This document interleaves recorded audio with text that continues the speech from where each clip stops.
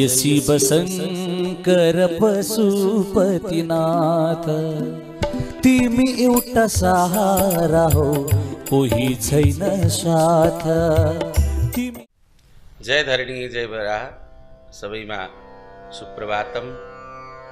बरादर्शन YouTube च्यानलमा यहाँलाई धेरै धेरै स्वागत छ। स्वस्थानी माताको दिव्य स्तुति गर्दै अनि कथालाई प्रारम्भ गर्नेछौँ। सबैले फुल लिएर हात जोड्नुहोला।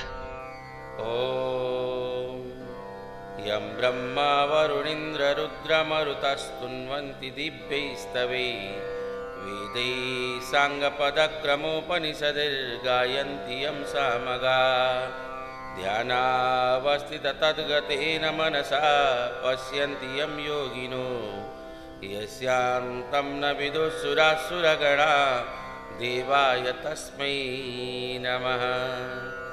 श्रीमच्चन्दनचर्चितोज्ज्वलवपुः शुक्लाम्बरमल्लिका मालालङ्कृतकुण्डला प्रविलसन्मुक्तावलीशोभिता सर्वज्ञाननिदानपुस्तकधरा रुद्राक्षमालाकरा वाग्देवी वदनाम्बुजे वसतु मे त्रैलोक्यमाता चिरं। मुखं करोति वाचालं पङ्गुं लङ्घयते गिरिं यत्कृपातमहं वन्दे परमानन्दमाधवम्। नमो भगवते तस्मै व्यासाय मिततेजसे यस्य प्रसादात् वक्ष्यामि नारायणकथामिमाम्। नारायणं नमस्कृत्य नरं चैव नरोत्तमं देवीं सरस्वतीं व्यासां ततो जयमुदीरये। साष्टाङ्गं नमनं कृत्वा स्वस्थानीं परमेश्वरीं कथां सुदोपमां देव्या श्रुत्वाभीष्टफलं लभेत्। ओम श्री स्वस्थानी परमेश्वरी दिव्यै नमो नमः। अहिले पुष्पाञ्जली चढाएर सबैले ढोगिदिनु होला, प्रणाम गरिदिनु होला साष्टाङ्ग। अब हामी कथा श्रवण गर्नेछौँ। सबैले एकचित्त भएर एक भक्त भएर बाटोमा हिँड्दै हुनुहुन्छ भने पनि मोबाइललाई अन गरेर यहाँले सुन्दै सुन्दै यात्रा गर्न सक्नुहुनेछ। सबैको मङ्गलको कामना गर्दै यहाँले श्रवण गर्नुहोला। किचनमा काम गर्दै हुनुहुन्छ, भान्सा कोठामा भात पकाउँदै हुनुहुन्छ, धन्दा गर्दै हुनुहुन्छ, जे गर्दै हुनुहुन्छ, तथापि त्यही ठाउँमा बसेर पनि यहाँले बडा प्रेम र आनन्दले यो स्वस्थानी माताको दिव्य कथालाई श्रवण गर्नुहोला। यहाँको इच्छा आकाङ्क्षा मनोभावना सबै माताले पूर्ण गर्नुहुनेछ। यो बरादर्शन युट्युब च्यानललाई यदि सब्सक्राइब गर्नुभएको छैन सब्सक्राइब गर्नुहोला। या छेउमा भएको बेल आइकनलाई पनि दबाउन नभुल्नुहोला र बरादर्शन फेसबुक पेजलाई पनि यहाँले फलो गर्नुहोला। यहाँसँग अनुरोध। अथ त्रयोदशोऽध्याय विष्णुद्वारा पार्वतीलाई स्वस्थानी व्रतोपदेश। कुमारजी आज्ञा गर्नुहुन्छ, हे अगस्त्य मुनि, जब शिवजीका नेत्रबाट अग्नि प्रकट भएर कामदेवलाई दग्ध गरायो त्यस बेला महान अद्भुत शब्द निस्कियो र आकाश धरती थर्कियो, कतै लच्कियो। यो देख्दा व्याकुल भएकी पार्वती दुवै सखीहरूलाई लिई तपस्या स्थलबाट आफ्ना घरतिर लाग्नुभयो। आफ्नै छेउमा हुन गएको त्यो भयानक शब्दलाई सुनेर परिवारसहित बसिरहेका हिमालयले पनि विस्मित हुँदै आफ्नी छोरी पार्वतीको सम्झना गर्नुभयो। तपस्यामा लीन हुनुभएका शिवजीको सेवा गर्न आफ्ना दुई सखी सहित गएकी पुत्री पार्वतीको सम्झना गर्दा गर्दै व्याकुलताका साथ आइपुगेको देखेर हिमालयले हतार साथ आफ्ना काखमा राखी नरौ नरौ भन्नुभयो। उता महादेव पनि रतिलाई वरदान दिए पश्चात अन्तर्धान हुनुभयो। यता पार्वतीजी आफ्नो रूप र कर्मलाई धिक्कार्दै बेहोस जस्ती भएर रहन लाग्नुभयो। आफ्ना पितृकुल र मातृकुलका कुलीनतालाई हेर्दै चित्तमा धैर्य लिई समय बिताउनुहुन्थ्यो। उहाँका मनभित्रबाट र मुखबाट भगवान शिवका नामको उच्चारण र शिवको दर्शन पाएका बखतमा भगवान विष्णुको आराधना गर भन्ने वाक्यको स्मरण भइरहन्थ्यो। भगवान शिवका सम्झनामा पार्वतीलाई सधैँ शोकमग्न देखेर पिता हिमालय, माता मेनका, भ्राता मैनाक र अरू उदार चित्त भएका आफन्तहरूले धेरै सम्झाइ बुझाइ गर्दा पनि पार्वतीले शिवजीलाई बिर्सन सक्नु भएन। खाँदा बस्दा सुत्दा उड्दा हिँड्दा जति नै बेला पनि आफ्ना तनले मनले वचनले कर्मले र प्रत्येक चेष्टाले श्री शिवमा अत्यन्त दृढ आस्था राखेर भगवान विष्णुको आराधना गर्ने दृढ सङ्कल्पका साथ श्री पार्वतीले आफूलाई श्री शिवमा समर्पण गर्नुभएको थियो। कुनै एक दिन अमरावतीका राजा देवराज श्री इन्द्रका आग्रहले देवर्षि नारदजी घुम्दै घुम्दै हिमालयका दिव्य महलमा पुग्नुभयो। पुग्नासाथ स्वागत, आसन, पाद्य, अर्घ, नैवेद्य, आचमन, मुखवास आदि उपचारद्वारा हिमालयले नारदजीको पूजा र सत्कार गर्नुभयो। क्षेम कुशलका वार्तालापपछि आफ्नी पुत्री पार्वतीले शिव सान्निध्य भएर तपस्या गरेको, भगवान शिवको दर्शन पाएको र कामदेवको दहन भएको प्रसङ्गलाई हिमालयले नारदजीका सामुमा दोहोर्याउनुभयो। जति भएका सबै प्रसङ्ग नारदजीलाई थाहा थियो तापनि हिमालयको वेदनालाई रुचिपूर्वक सुनेपछि नारदजीले भन्नुभयो, हे शैलराज, तपाईँले शिवको पूजन, ध्यान, भजन र सेवा गर्नुहोस्, यतिले नै तपाईँको कल्याण होला। यति भनेर मनले शिवजीको स्मरण गर्दै नारदजी एकान्तमा रहेकी पार्वती भएका ठाउँमा जानुभयो। लोकोपकारी ज्ञानी शिवभक्त समस्त ज्ञानीहरूका शिरोमणि नारदजीले पार्वतीसित यी कुरा भन्नुभयो, हे पार्वती, तिमीले शिवजीलाई अवश्य पाउनेछौ। शिवजीका उपासनाका निम्ति ओम नमः शिवाय यो पञ्चाक्षर मन्त्र जप गर्नाले सकल सिद्धि प्राप्त हुनेछन्। अनि हे शैलपुत्री, भगवान शिवले गर्नुभएको उपदेश अनुसार भगवान विष्णुको आराधना पनि नियमपूर्वक गर्नु भनी पञ्चाक्षरी मन्त्र सुनाएर हिमालयबाट बिदा भई नारदजी वैकुण्ठतिर जानुभयो। नारदजीका आज्ञा अनुसार पार्वती देवीले आफ्ना दुई सखी जया र विजयालाई लिएर गङ्गावतरण अर्थात् गङ्गोत्री तीर्थमा जानुभयो। जाने बेलामा पार्वतीकी माता मेनकाले स्नेहवश उमा बाहिर नजाऊ भन्नुभएको हुँदा उहाँको नाम उमा रहन गएको। तपस्याका बखतमा सुकेका पात खाएर पार्वतीले प्राणको रक्षा गर्नुभएको थियो, तर केही समयपछि ती सुकेका पात पर्णको पनि त्याग गर्नुभएकीले उहाँको अर्को नाम अपर्णा रहन गयो। यस्तै रूप, गुण र कार्यका विशेषले भगवतीका हजारौं नाम रहन गएका हुन्। हे मुनि, पार्वतीले राम्रा राम्रा वस्त्रको परित्याग गरेर बल्कल वस्त्र र मृगचर्म धारण गरी गङ्गोत्रीका श्रृङ्गी तीर्थमा तपस्या गर्न लाग्नुभयो। त्यो पर्वतको नाम गौरी शिखर रहन गयो, जो गङ्गोत्री धामबाट हेर्दा सिधा माथि देखिन्छ। त्यो ठाउँमा पार्वतीले अनेक फूल र फलहरूका बोट बिरुवा पनि लगाउनु भयो। नारदजीद्वारा प्राप्त भएको पञ्चाक्षर मन्त्रका प्रभावले गोरु, सिंह, मुसो, बिरालो, सर्प र मुजुर आदि पशु पक्षी आएर वैरभाव त्यागी पर्वत पुत्री पार्वतीका वरिपरि बस्न लागे। हे मुनि, पार्वती देवीका यस्ता कठोर व्रतका प्रभावले सद्गुण र सद्भावले सारा प्राणी सहित त्रिलोकमा नै हर्ष र अमर्ष दुवैले ढाक्यो। विष्णु सहित समस्त देवता, असुर, यक्ष, किन्नर, चारण, सिद्ध, साध्य, मुनि, विद्याधर, ठुला ठुला नाग, प्रजापति, गन्धर्व, गुह्यक, चारण, दानव, दैत्य, मनुष्य, भूत, प्रेत आदिमा ठुलो हल्ला खल्ला हुन गयो। सबै गएर पितामह ब्रह्मामा यो कुरा निवेदन गरे। भगवान विष्णुबाट आज्ञा भयो, हे देवतादि सम्पूर्ण समुदाय, भगवान शिवजीले पार्वतीको पानी ग्रहण नगरेसम्म पार्वतीका तपस्या रहिरहनेछ।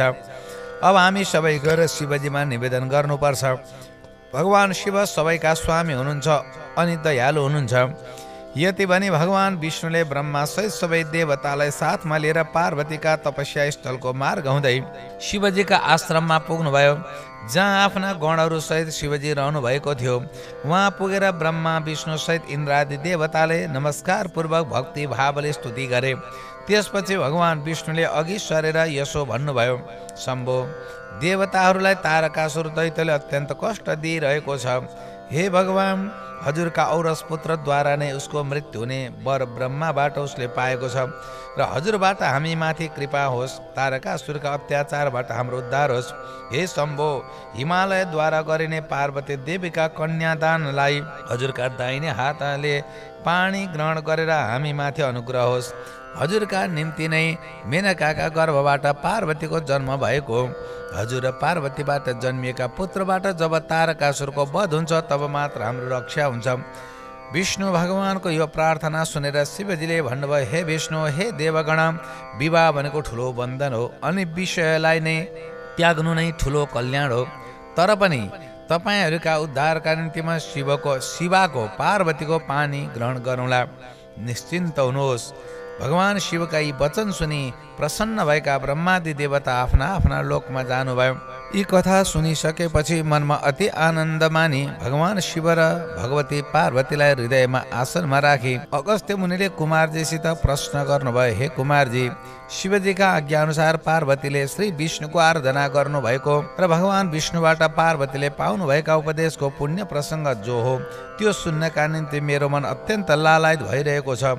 कृपा गरी मेरो इच्छा पूर्ण गराइदिनुहोस्। अगस्त्यजीको यो आग्रह सुनि अत्यन्त प्रसन्न भएर कुमारजी आज्ञा गर्नु, हे अगस्त्य मुनि, भगवान शिवबाट पार्वतीलाई श्री विष्णुको आराधना गर्नु र उहाँबाट प्राप्त भएका उपदेशलाई पालना गर्नु भनी भगवान शिव अन्तर्ध्यान हुनुभएको। कामदान भएको त्रासदी अवस्थामा पार्वती बाबा आमासित गएको नारदजीद्वारा पञ्चाक्षर मन्त्रको उपदेश पाएर गङ्गोत्रीका श्रृङ्गी तीर्थमा गएर पार्वती पुनः तपमा लागेको पुण्य चरित्र मैले तपाईँलाई सुनाएँ। त्यस्तै श्रृङ्गी पर्वतमा पार्वतीजीले श्री शिवको आज्ञा शिरोपर गरी भगवान विष्णुको आराधना गर्न लाग्नुभयो। भगवान विष्णु कहिले प्रसन्न हुनुहुनेछ र त दर्शन तथा उपदेश पाउली भन्ने आशयले नाना प्रकारका व्रत, उपवास, स्नान, दान, जप, पाठ, पूजा आदि कृत्यहरू नियमपूर्वक गर्दै श्री विष्णुका दर्शनका लागि पार्वती दृढ रहनुभयो। तिनका भक्ति, उपासना र तपले प्रसन्न हुनुभएका भगवान विष्णु चार हातमा शङ्ख, चक्र, गदा र पद्म धारण गरी पार्वतीका सामुमा प्रकट हुनुभयो। पार्वतीले पनि हर्षोल्लासका साथ भगवानको स्तुति गर्नुभयो। प्रसन्न हुनुभएका भगवान विष्णुबाट पार्वतीलाई इच्छित वर माग्नका निम्ति आज्ञा भयो।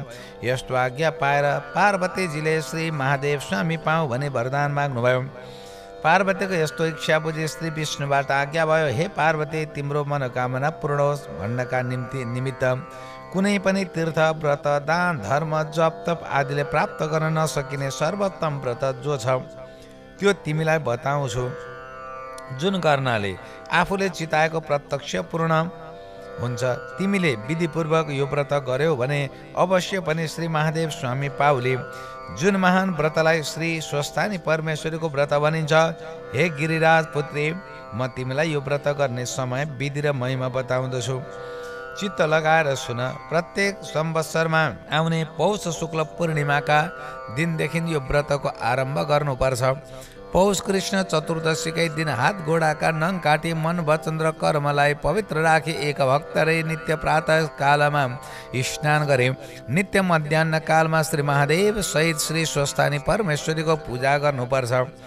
महादेवको पूजा गर्दा पवित्र ठाउँबाट ल्याइएका बालुवाको शिवलिङ्गलाई पञ्चोपचार अथवा षोडशोपचार अथवा जुटाउन सके जति उपचारले नित्य मध्याह्न कालमा पूजा गरेर धूप, बाती, पुष्पाञ्जली, आरती गरेर तिलक पाती लगाई प्रसाद दिनुपर्छ।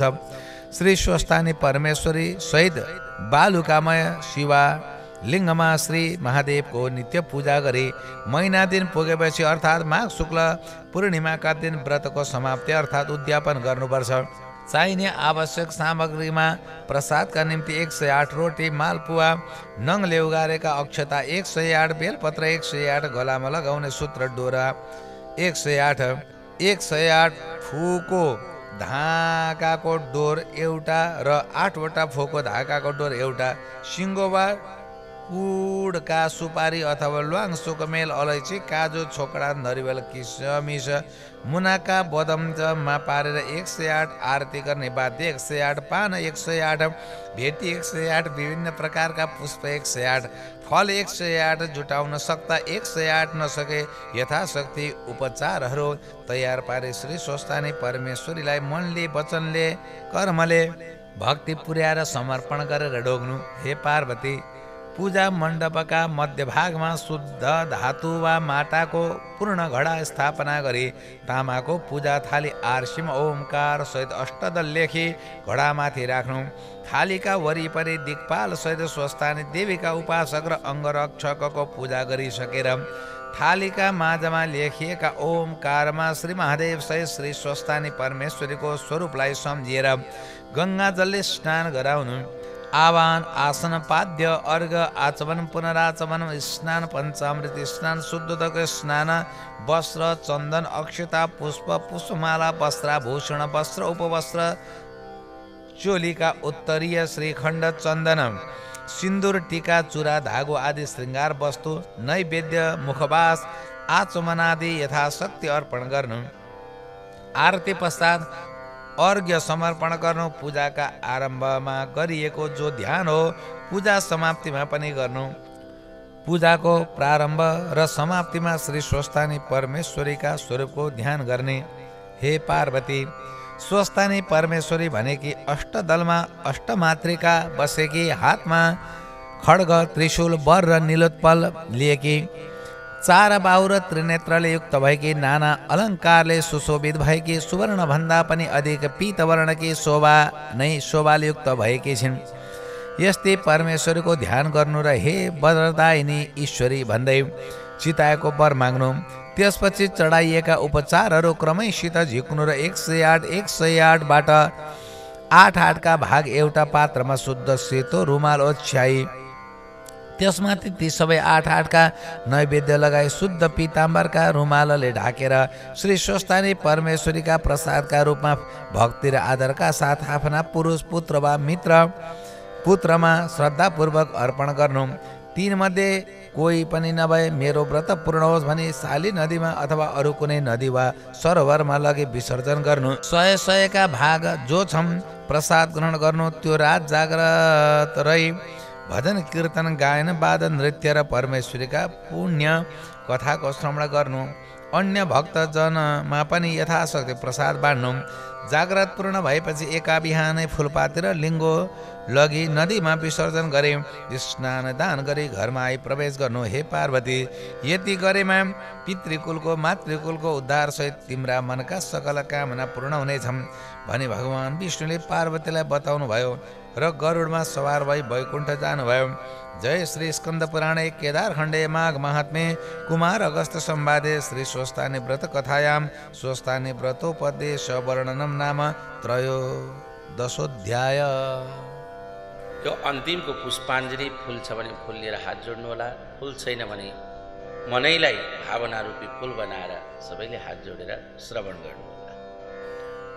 ओम उपनयतु मङ्गलं वा सकल जगन्मङ्गलाय। ओम उपनयतु मङ्गलं वा सकल जगन्मङ्गलाय। श्रीमान् दिनकराकिरणनिबोधितः नवनलिनदलनिवेक्षण श्रीकृष्ण काले वर्षतु पर्जन्या पृथिवी सस्यशालिनी देशोऽयं क्षोभरहितो ब्रह्मणा सन्तु निर्भया अपुत्रा पुत्रिणा सन्तु पौत्रिणां निर्धना साधना सन्तु जीवन्तु शरदां शतम् अपुत्रा पुत्रिणा सन्तु पौत्रिणः निर्धना साधना सन्तु जीवन्तु शरदां शतम् तत्रैव गंगा यमुना च तत्र गोदावरी सिन्धु सरस्वती च तीर्थानि सर्वाणि वसन्ति तत्र यत्राच्युतोद्धारकथा प्रसंगा या कुन्दिन्तु तुषारहारधवला या शुभ्रवस्त्रावृता या वीणावरदण्डमण्डितकरा या श्वेतपद्मासना या ब्रह्माच्युतशङ्करप्रभृतिभिर्देवैः सदा वन्दिता सा मम पातु सरस्वती भगवती निशेषजाड्यापः कायेन वाचा मनसेन्द्रियैर्वा बुद्ध्यात्मना वा प्रकृतिस्वभावात् करोमि अद्य सकलं परस्मै नारायणायेति समर्पयेत् कायेन वाचा मनसेन्द्रियैर्वा बुद्ध्यात्मनो वा प्रकृतिस्वभावात् करोमि अद्य सकलं परस्मै नारायणायेति समर्पयेत् अनन्यचेतसा भक्ता सुतं यच्च कथामृतं समर्पयामि तत्सर्वं स्वस्थानि परमेश्वरीम्। ओम श्री स्वस्थानि परमेश्वर्यै नमो नमः। सबैले पुष्पाञ्जलिलाई चढाइदिएर सबैले नमन गर्नुहोला, पुस्तकलाई साष्टाङ्ग दण्डवत गर्नुहोला। यहाँहरूको आजको दिन शुभमय बनोस्, मङ्गलमय बनोस्, कल्याणमय बनोस्। माताको सबैमा दिव्य कृपा बनिरहोस्। जय धरणी, जय बरात, जय स्वस्थानी माता। श्री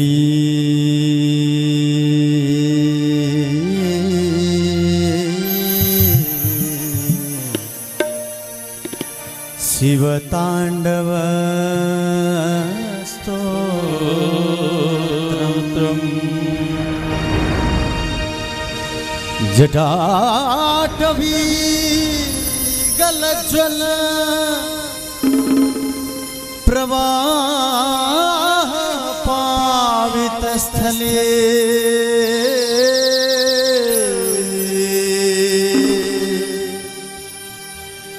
गले वलम्ब्य लम्बिता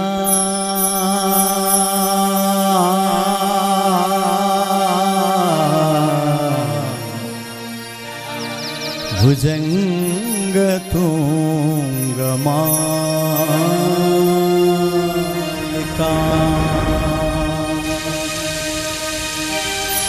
डम डम डम डम नादम डमर्वयम्